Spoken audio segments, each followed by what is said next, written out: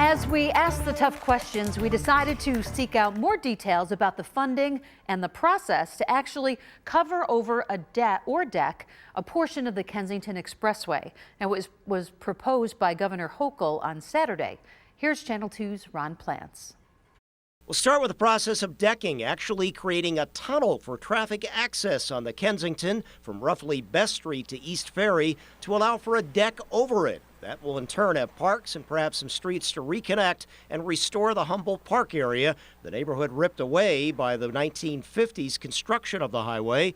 Governor Hochul and others on stage Saturday saying it's long overdue. So she launched an environmental impact study to begin the process. As we've shown you, covering over highways has been done elsewhere in cities like Seattle or the newly planned Dallas Zoo Park extension, or of course the Boston Big Dig covering I-93.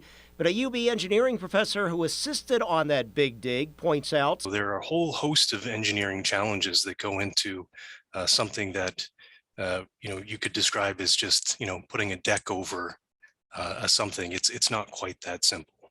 There needs to be proper ventilation for auto exhaust and emergency access factors, and there's going to be challenges in digging down. We don't understand sort of the influence of the ground conditions until we get in there and do some testing. Of course, to pay for it all, no price tag given by the governor for her current Kensington proposal, but a 2014 study projecting a cost of at least $500 million back then. Hochul says some of this and other highway removal projects in Rochester and Syracuse would be funded by the state, which in turn gets its money from the federal government. That means studies, public comment, and approval from the Federal Highway Administration.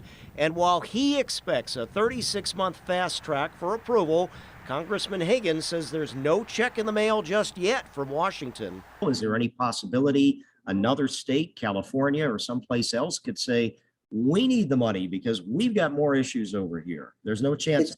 Is that possible with allocations?